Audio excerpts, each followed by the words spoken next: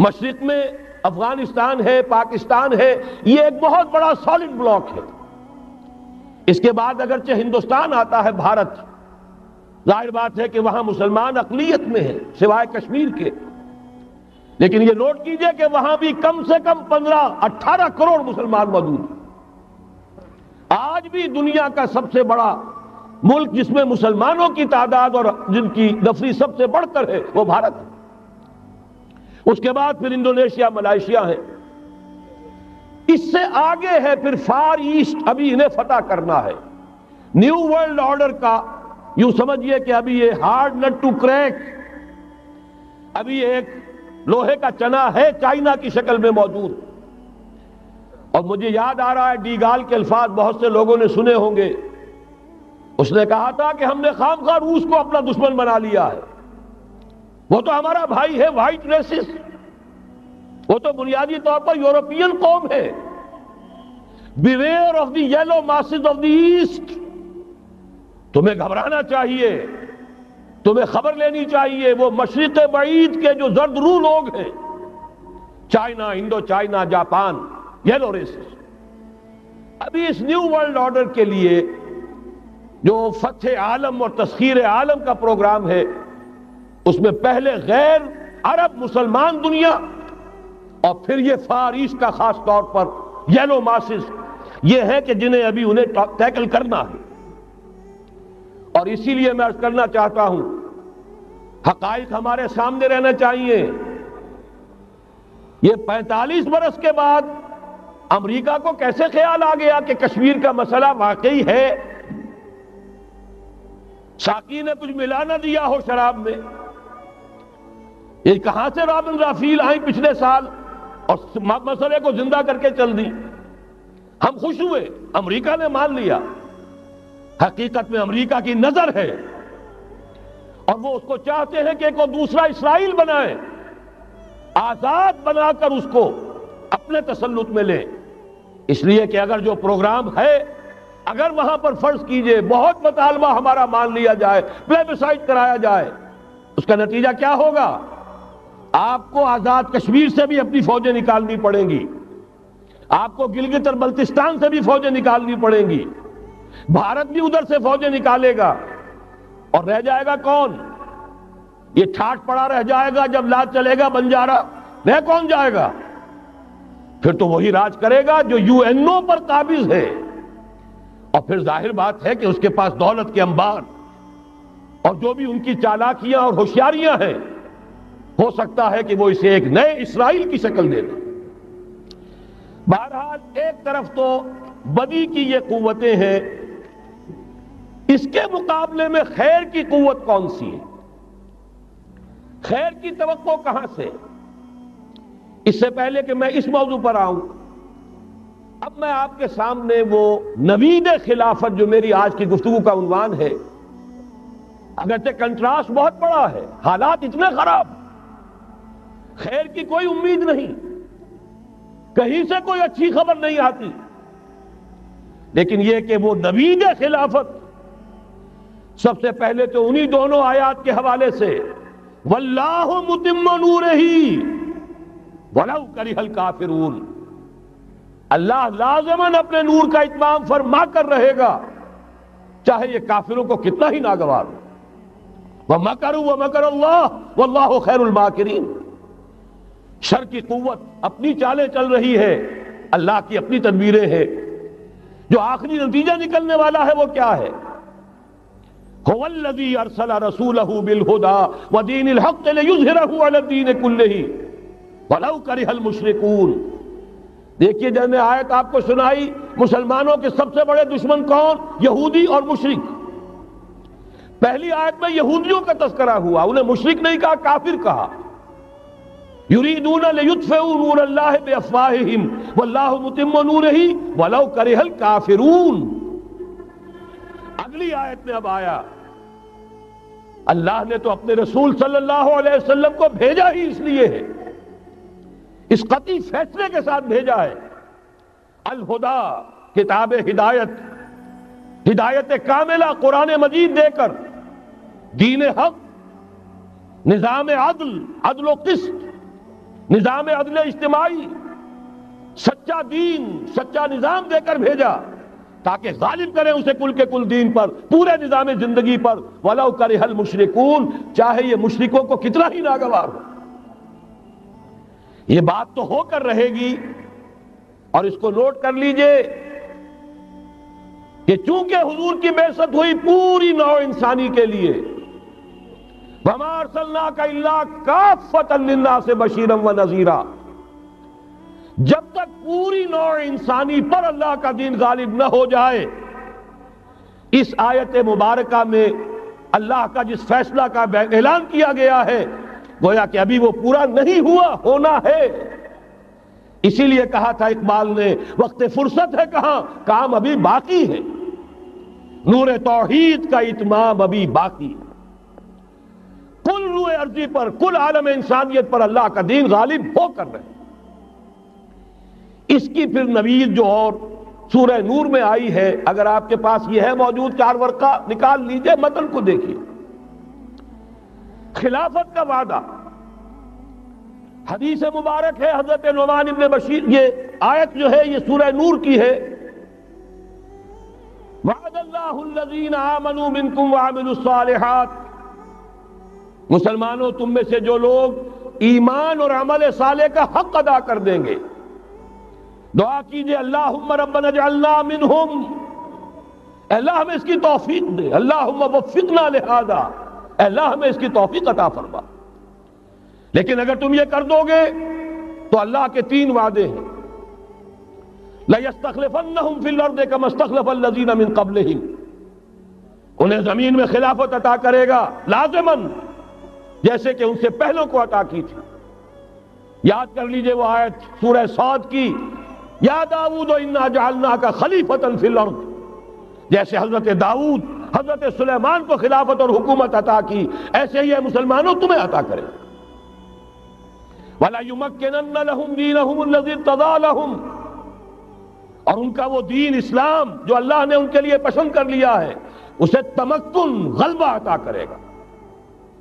وَلَيُبَدِّلَنَّهُمْ مِن بَعْدِ خَوْفِهِمْ أَمْنًا، اور وہ بدل دے گا خوف کی حالت کو امن کی حالت سے۔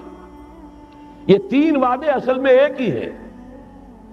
مسلمانوں کو خلافت عطا ہو جائے، ظاہر بات ہے دین کا غلبہ ہوگا، دین کا غلبہ ہو گیا، مسلمانوں کی حکومت ہو گئی، مسلمانوں کے لیے کوئی اندیشہ نہیں، خوف نہیں۔ اب نوٹ کیجئے تاریخی اعتبار سے جو اب وہ خیر کی بات چلنی شروع ہوئی، یہ آیت نازل ہوئی ہے سن 5 کے اواخر میں یا سن 6 کے شروع میں۔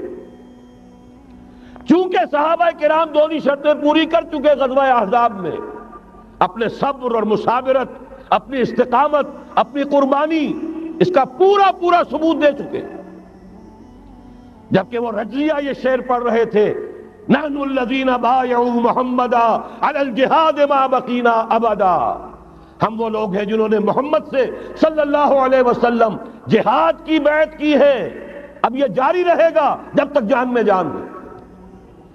لہذا شرطیں چونکہ پوری ہو چکی، لہذا اللہ کی طرف سے اس کی جزا، اس کا بدلہ، وعدہ شروع ہو گیا پورا ہونا۔ سن 6 میں صلح حدیبیہ ہو گئی، انا فتحنا لک فتحا مبینا، سن 7 میں خیبر فتح ہو گیا، 8 میں مکہ فتح ہو گیا، 9 میں پورے عرب کی صفائی کر دی گئی، موپنگ اپ آپریشن، فَإِذَا انْسَلَخَ الْأَشْهُرُ الْحُرُمُ فَاقْتُلُوا الْمُشْرِكِينَ حَيْثُ وَجَدتُّمُوهُمْ، گویا کہ پورے جزیرہ نما عرب پر وہ نظام قائم ہو گیا، اللہ کی حکومت اور اس کے نیک بندوں کی خلافت۔ اس کے بعد کل 24 برس میں یہ نظام کہاں سے کہاں پہنچا، ترکستان کے علاقے سے لے کر اور شمالی افریقہ کا اکثر و بیشتر علاقہ شامل، یہاں اب اللہ کا نور جگمگا رہا ہے، توحید کا ڈنکا بج رہا ہے۔ البتہ جیسا کہ میں عرض کر چکا ہوں، پھر وہ یہودی سازش، آپس کا اختلاف، خانہ جنگی قدم رک گئے۔ نہ صرف یہ کہ قدم رک گئے، حادثہ اس سے بھی بڑا ہوا، زوال شروع ہو گیا۔ یہ جو اس کے بعد سے آج تک ہماری تاریخ ہے، 1400 برس کی. اس کے لیے ایک حدیث ہے جو اس کتاب کے چوتھے صفحے پر درج ہے. یہ اگر آپ کو نہیں بھی ملا ہے تو جاتے ہوئے لیتے جائیے گا، یہ ہمارا ہدیہ ہے.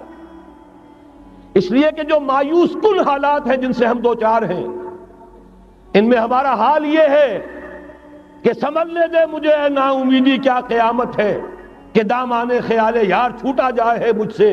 امید کا دامن ہاتھ سے چھوٹ جاتا. کیسے حالات سیدھے ہو جائیں گے، کیسے خلافت آ جائے گی. جیسے قرآن مجید میں تذکرہ ہے، جب پہلی مرتبہ یروشلم کو برباد کیا ہے نبوکدنضر نے، حضرت عزیر جب آئے ہیں وہاں دیکھا شہر کو کوئی متنفس نہیں، کوئی دو اینٹیں سلامت نہیں. ان کی زبان سے الفاظ نکل گئے، انا یحیی ھذہ اللہ بعد موتہا، یہ بستی جو ایسے ویران ہو گئی اللہ اسے کیسے دوبارہ زندہ کرے گا. سورہ بقرہ میں واقعہ مذکور ہے، میں صرف حوالہ دے رہا ہوں. آج وہی حال ہمیں نظر آ رہا ہے. دنیا میں خلافت کیسے آ جائے گی؟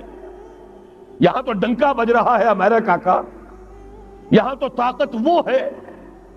اسرائیل کا خنجر جو ہے عالم عرب میں گھپا ہوا ہے، اور غیر عرب مسلم ورلڈ میں بھارت کا خنجر، اور دونوں خنجر کا نشان ہے.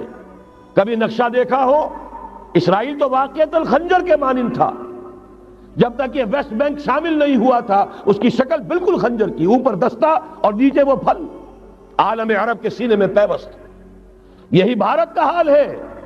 آپ نقشہ دیکھیے، کشمیر خنجر کے دستے کے مانند ہے اور نیچے وہ تکون جا رہی ہے. اور اسی نے جدا کیا ہے عالم اسلام کا ایک حصہ جو مغربی پاکستان کے ساتھ ہو گیا، اور وہ جو بنگال مشرقی پاکستان سے ہوتے ہوئے انڈونیشیا ملائیشیا علیحدہ ہو گئے. اس پورے کو ذہن میں رکھیے تو یہاں بھی وہ خنجر اسی طرح پیوست. حالات اتنے مایوس کن، ہماری کوئی حیثیت نہیں. ہمارے حکمرانوں کے دنیا میں مذاق اڑتے ہیں، ہمارے وسائل ان کے زیر تسلط ہیں، ان کے قبضے میں ہیں. ہماری پالیسیاں وہ بناتے ہیں، ہمارے لیے بجٹ انسٹرکشنز وہاں سے آتی ہیں، ٹیکسیشن پالیسیز ان کے احکام کے مطابق بنتی ہیں. پھر کہاں سے ہو جائے گا؟ انا یحیی ھذہ اللہ بعد موتہا، کیسے زندہ کرے گا؟ میں اس کے لیے آپ کو یہ حدیث سے سنانا چاہتا ہوں تاکہ وہ یقین پیدا ہو. ایمان بالغیب جو پہلی شرط ہے قرآن مجید کی ہدایت سے استفادے کی. الف لام میم ذالک الکتاب لا ریب فیہ ھدی للمتقین الذین یؤمنون بالغیب. نبی نے خبر دی صلی اللہ علیہ وسلم، اور آپ نے اپنی تاریخ، اپنی امت کی کل تاریخ کے 5 ادوار گنا دیے. حضرت نعمان ابن بشیر کی حدیث مسند احمد ابن حنبل میں، تکون النبوۃ فیکم ما شاء اللہ ان تکون، مسلمانوں تمہارے مابین نبوت قائم رہے گی، موجود رہے گی، یعنی میں بنفس نفیس تمہارے مابین رہوں گا جب تک اللہ چاہے گا. ثم یرفع اللہ اذا شاء یرفعها، پھر جب اللہ چاہے گا نبوت کو اٹھا لے گا، یعنی میرا انتقال ہو جائے گا. دوسرے دور کی خبر دی، ثم تکون خلافۃ علی منہاج النبوۃ، پھر ایک دور آئے گا خلافت کا این نبوت کے نقش قدم پر، کوئی فرق نہیں ہوگا. وہی نظام جو میں نے قائم کیا ہے جوں کا تو قائم رہے گا، میرے نقش قدم پر وہ خلافت ہوگی. فرمایا وہ بھی رہے گا جب تک اللہ چاہے گا، پھر وہ بھی ختم ہو جائے گا. پھر فرمایا تیسرا دور آئے گا، ثم تکون ملکن عاضا، ظالم ملوکیت، بادشاہی، محل بنیں گے، ٹھاٹ جمیں گے، ظلم کا سکہ رواں ہوگا، ناجائز قتل ہوں گے. حجاج ابن یوسف کے ہاتھوں سینکڑوں تابعی محمد ابن قاسم بلا کر شہید کر دیے گئے، ورنہ اسی وقت پورا یہ جزیرہ نمائے ہند جو ہے، انڈین پیننسولا، اس وقت پورا کا پورا مسلمان ہو جاتا. لیکن ملوکیت کو کبھی یہ برداشت نہیں ہوتا کہ کوئی شخص پبلک کے اندر مقبول ہونا شروع ہو جائے، پاپولر ہونا شروع ہو جائے. ان کے اقتدار کے لیے خطرہ ہو سکتا تھا. اسی دور ملوکیت میں واقعہ کربلا ہوا، حسین ابن علی رضی اللہ تعالی عنہما شہید ہوئے. اسی ظالمانہ حکومت کے دور میں واقعہ ہررا ہوا، مدینے کی بے حرمتی ہوئی 3 دن تک۔ اسی کے دور میں حضرت عبداللہ ابن زبیر رضی اللہ تعالی عنہما شہید ہوئے۔ میں اب کیا کیا گنواؤں۔ حضور نے جب فرمایا ثم تکون ملکا عاضا، کاٹ کھانے والی ملوکیت، یہ اسی کی شرح ہے۔ فرمایا یہ دور بھی رہے گا جب تک اللہ چاہے گا، پھر جب اللہ چاہے گا اسے بھی اٹھا دے گا۔ پھر چوتھا دور آئے گا ثم تکون ملکا جبریا، پھر بادشاہی ہوگی غلامی کے ساتھ۔ میں نہیں کہہ سکتا اس وقت صحابہ نے اس کا مطلب کیا سمجھا ہوگا، اب چونکہ یہ دور ہمارے سامنے سے گزر چکا ہے، بلکہ ایک اعتبار سے ہم اسی دور میں سانس لے رہے ہیں، لہذا بات سمجھ میں آ رہی ہے کہ وہ ملوکیت چاہے ظالم تھی، بادشاہ مسلمان تو تھے، کلمہ گو تو تھے، ان میں بہت اچھے اچھے بھی ہوئے ہیں۔ تاریخ انسانی میں مسلمانوں کے جیسے عمدہ مثالیں ہیں عمدہ بادشاہوں کی، شاید تاریخ کے اندر کوئی اور مثالیں پیش نہ کی جا سکے۔ لیکن یہ کہ اس کے بعد جو دور آیا، کہیں ہم تاج برطانیہ کے غلام بن گئے، ملکہ برطانیہ، شاہ برطانیہ، ہز میجسٹیز گورنمنٹ، ہر میجسٹیز گورنمنٹ، کہیں فرانس کے، کہیں اٹلی کے، کہیں ہالینڈ کے، کہیں اور کسی کے، فرانس کے، اس طرح سے پورا عالم اسلام جو ہے کولونیل دور کے اندر غلامی کے دور میں چلا گیا۔ یہ چوتھا دور تھا، لیکن یہاں تھوڑا سا توقف کر لیجئے۔ یہ چوتھا دور ایک درجے میں ختم ہو گیا ہے، کہتے ہیں دنیا والے کولونیل دور ختم ہو گیا، حقیقت میں ختم نہیں ہوا، براہ راست حکمرانی ختم ہوئی ہے، انڈائریکٹ رول جاری ہے، ریموٹ کنٹرول کے ذریعے سے وہی حکومت کر رہے ہیں، بٹن وہی سے دبتے ہیں، ہم جا کر جھولیاں انہی کے سامنے پسارتے ہیں، انہی سے کبھی سرمایہ کاری کی بھیک مانگتے ہیں، کبھی قرضوں کی بھیک مانگتے ہیں، ان کے چشم ابرو کے اشاروں کے منتظر رہتے ہیں۔ ہماری جنگ اور صلح ان کے تابع ہے، ہمارے تمام وسائل ان کے تسلط میں ہیں۔ وہ دور ابھی ختم نہیں ہوا، فرق صرف یہ ہے پہلے براہ راست حاکم تھے، آج بالواسطہ حاکم۔ لیکن حضور نے فرمایا صلی اللہ علیہ وسلم یہ دور بھی ختم ہو کر رہے گا۔ یوں سمجھئے جیسے کراچی میں لانڈی کورنگی میں کئی نمبر آتے ہیں بسوں میں، Karachi Landhi number 1، Landhi number 2، Landhi number 3، پھر کہیں 3.5 بھی ہوتا ہے۔ آج ہم بیچ میں کھڑے ہیں اس چوتھے دور کے، کہ حضور کے قول کے مطابق ملکن جبرین، یا دور ابھی جاری ہے، نصف ختم ہو گیا ہے، نصف ابھی باقی ہے۔ لیکن ایک بات تو بڑی تلخ ہے، ابھی بقیہ نصف میں بڑی قیامتیں گزرنے والی ہیں۔ اسی بقیہ نصف میں وہ مارکہ پیش آنے والا ہے، اسی میں وہ ملاحم ہوں گے، اسی میں وہ الملحمۃ العظمیٰ ہوگی، اسی میں دجال اکبر کا ظہور ہوگا، اس میں ہمارے اوپر تکالیف اور مصائب ابھی اور اس کے سائے گہرے ہوں گے، اور کچھ روز فضاؤں سے لہو برسے گا، اور غمناک یہ تاریک اندھیرے ہوں گے، لیکن اس کے بعد فرمان نبوت پوری شان کے ساتھ ظاہر ہوگا۔ ثم تکون خلافت علی منہاج النبوہ، پھر دور آئے گا خلافت علی منہاج النبوہ کا، دوبارہ وہی دور، بین ہی وہ نظام جو محمد رسول اللہ نے قائم فرمایا صلی اللہ علیہ وسلم، دنیا میں دوبارہ قائم ہو کر رہے گا۔ میرے کئی دوستوں نے کہا ہو کر رہے گا، اور میں یقین کے ساتھ کہتا ہوں ہو کر رہے گا، صرف یہ کہ ہم یہ نہیں کہہ سکتے ابھی اس میں کتنی دیر ہے۔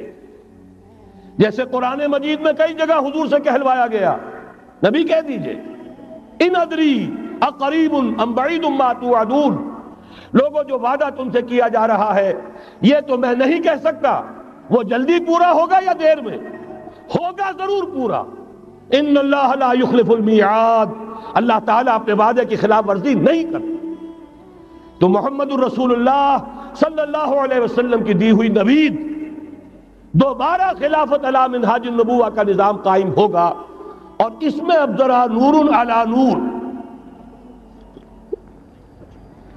دو حدیثیں اسی کتابچے میں شامل ہیں، پھر عرض کر رہا ہوں یہ آپ کو مل جائے گا اگر نہیں ہے اس وقت، اور میں چاہتا ہوں آپ ان کے متن یاد کریں، ان حدیثوں کے مبلغ بن جائیں، ان آیات کو حفظ جان بنائیں، تاکہ مایوسی کا مداوع ہو سکے، ہمتیں جو پست ہو رہی ہیں ان میں دوبارہ عزم جمع پیدا ہو سکے۔ اس لیے ہم نے بڑی تعداد میں اسے شائع کیا ہے، 100 کے پیکٹس کے اندر آپ کو یہ مل سکے گا اگر آپ لینا چاہیں، عام کریں، پھیلائیں۔ پہلی حدیث ہے مسلم شریف کی، صحیحین میں سے ایک، سند کے اعتبار سے بلند ترین درجہ، حضرت ثوبان اس کے راوی ہے رضی اللہ تعالی عنہ۔ بڑے پیارے الفاظ ہیں محمد الرسول اللہ صلی اللہ علیہ وسلم کے، فرماتے ہیں ان اللہ زوالی الارض، اللہ نے میرے لیے پوری زمین کو سکیڑ دیا، لپیٹ دیا، فرائیت مشارقہا و مغاربہا، میں نے اس کے سارے مشرق دیکھ لیے، سارے مغرب دیکھ لیے، وَإِنَّ أُمَّتِي سَيَبْلُغُ مُلْكُهَا مَا زُوِيَ لِي مِنْهَا، اور یقین رکھو میری امت کی حکومت ان تمام علاقوں پر قائم ہو کر رہے گی جو مجھے اس طرح زمین کو سکیڑ کر اور لپیٹ کر دکھا دیے گئے۔ اب جس شخص کو بھی محمد کی رسالت پر ایمان ہے صلی اللہ علیہ وسلم، اسے کوئی شک نہیں ہو سکتا۔ دوسری روایت حضرت مقداد سے، یہ مسند احمد ابن حنبل کی روایت، حضرت مقداد رضی اللہ تعالیٰ عنہ فرماتے ہیں حضور نے ارشاد فرمایا لا يبقى على ظهر الارض بیت مدر ولا وبر الا ادخلہ اللہ کلمۃ الاسلام، اس روئے ارضی پر کوئی گھر نہیں بچے گا، نہ اینٹ گارے کا بنا ہوا نہ کمبلوں کا بنا ہوا خیمہ رہے گا جس میں اللہ تعالیٰ کلمہ اسلام کو داخل نہ کر دے۔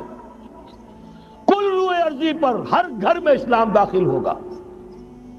لیکن اس میں بڑی اہم بات ہے، ہمارے بعض دانشور آج جو گمراہیاں پھیلا رہے ہیں اس کا توڑ اس حدیث میں ہے، اور ہمیں صدمہ ہے۔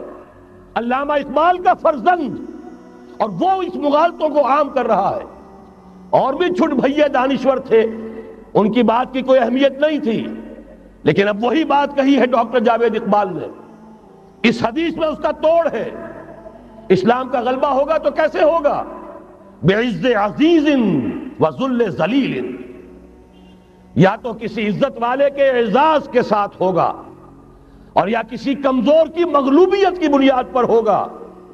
اما یعزہم اللہ، یا تو اللہ گھر والوں کو، خیمے والوں کو اعزاز عطا فرمائے گا، فیکونون من اہلہا، وہ اسلام ہی کے کلمے کو قبول کر لیں گے، وَإِمَّا يُذِلُّهُمْ، یا اللہ انہیں مغلوب کر دے گا، فَيَدِينُونَ لَهَا، اور ان کے لیے لازم ہوگا کہ وہ اسلام کی تابعداری اختیار کریں۔ یہی دو راستے ہیں، یہی سورہ توبہ میں بتایا گیا تھا، ان یہودیوں سے، ان نصارہ سے مسلمانوں جنگ جاری رکھو، حتیٰ یؤتوا الجزیۃ عن ید وہم صاغرون، یہاں تک کہ اپنے ہاتھ سے جزیہ پیش کریں، چھوٹے بنیں، اسلام کی بالادستی کو قبول کریں۔ میثاق مدینہ یہ تو اصل میں جد و جہد کے دوران کا ایک مرحلہ ہے، دوران میں تو کبھی صورتحال بدلتی ہے، تدبیریں ہوتی ہیں، صلح بھی ہوتی ہے، جنگ بھی ہوتی ہے۔ آخری فیصلہ قرآن کا کیا ہے؟ مسلمان اور غیر مسلم مل کر ایک امت نہیں بن سکتے، ایک ملت نہیں بن سکتے۔ اسی بنیاد پر پاکستان بنایا۔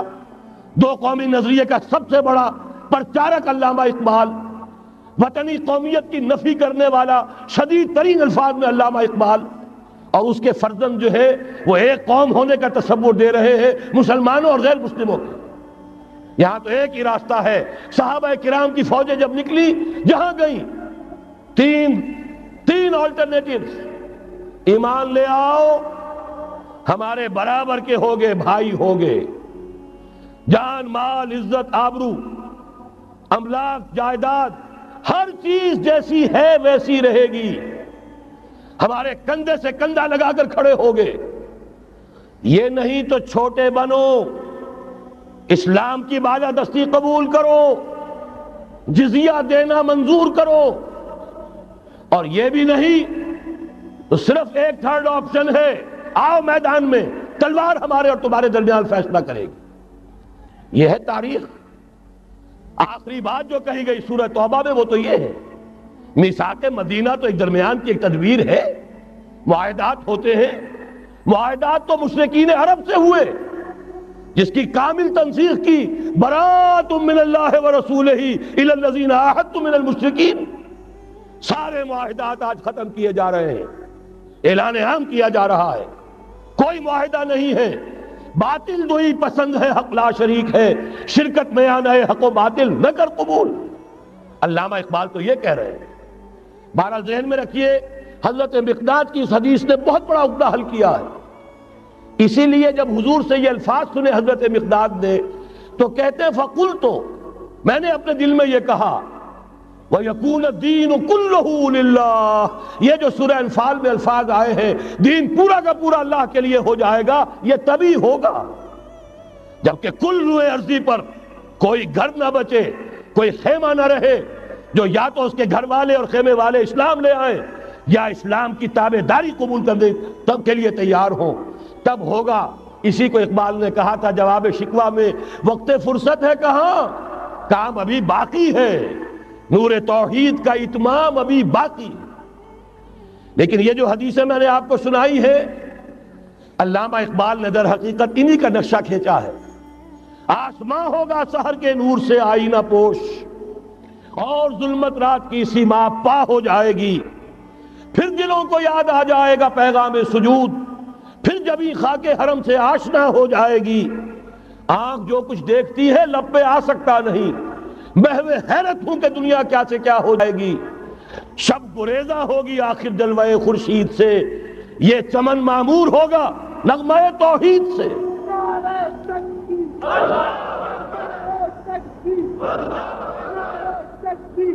میں نے اس پر جو عنوان قائم کیا ہے، کل جہاں معمور ہوگا نغمہ توحید سے، یہ پورا کا پورا عالم کرۂ ارضی جگمگا اٹھے گا۔ اشرقت الارض بنور ربہا، وہ نور رب کا جب اطمینان ہوگا پوری یہ زمین اس سے چمک اٹھے گی۔ یہ ہے وہ پیشین گوئیاں۔ اب میں آپ کو بتانا چاہتا ہوں کہاں سے ہوگا۔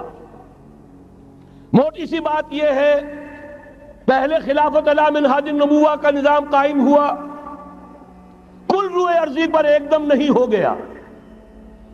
ایک ملک جزیرہ نما عرب، محمد الرسول اللہ صلی اللہ علیہ وسلم والذین معہ رضی اللہ تعالی عنہم اجمعین، ان کی جد و جہد، ایثار، قربانی، اس کے نتیجے میں جزیرہ نما عرب وہاں یہ نظام قائم ہو گیا۔ پھر پھیلا، پھر توسیع ہوئی، 3 لشکر نکلے تھے، مشرق، مغرب، شمال۔ شمال میں اوشیائے کوچک، ترکی کا علاقہ، مشرق میں خراسان تک، مشرق میں یہ ماوراء النہر تک، مغرب میں بحر اوقیانوس تک۔ دشت و دشت ہیں، دریا بھی نہ چھوڑے ہم نے، بحر ظلمات میں دوڑا دیے گھوڑے ہم نے۔ اب بھی یہی ہوگا، کسی ایک جگہ سے ہوگا۔ یہ میں اب آپ کو بتانا چاہتا ہوں کہاں سے ہوگا۔ پہلے اس کے جو شواہد ہیں وہ سمجھ لیجئے، پھر حدیثیں میں سامنے لاؤں گا۔ میں نے عرض کیا تھا کہ مغرب سے یہ سیلاب نیو ورلڈ آرڈر کا چلا، جو کہ در حقیقت یہودیوں کا مالیاتی نظام ہے۔ اس مالیاتی شکنجے میں انہوں نے یورپ، امریکہ کو جکڑا ہوا ہے۔ اس کے بعد ان کی فتوحات کا دائرہ عالم عرب ان کے شکنجے میں آ چکا۔ ابھی آپ نے خبریں پڑھی ہوں گی، اب تو ہزاروں فنڈامنٹل سعودی عرب میں گرفتار ہو رہے ہیں، علماء گرفتار ہو رہے ہیں۔ یہ ساری حکومتیں جو امریکہ کے ایجنٹوں پر مشتمل ہیں، در حقیقت یہی سب سے پہلے اپنے ہاں کے جو مسلمان ہیں، جنہیں یہ کہتے ہیں کہ یہ فنڈامنٹلسٹ ہیں، سب سے پہلے تشدد ان کی طرف سے ہوگا۔ بہرحال اب اس سے آگے ہے عالم اسلام کا وہ حصہ جس میں میں اور آپ بھی ہیں، یہ غیر عرب عالم اسلام، ایران سے شروع ہو کر پھر افغانستان، جو حضور کے زمانے میں خراسان کہلاتا تھا، یہ پورا افغانستان کچھ تھوڑا سا حصہ ایران کا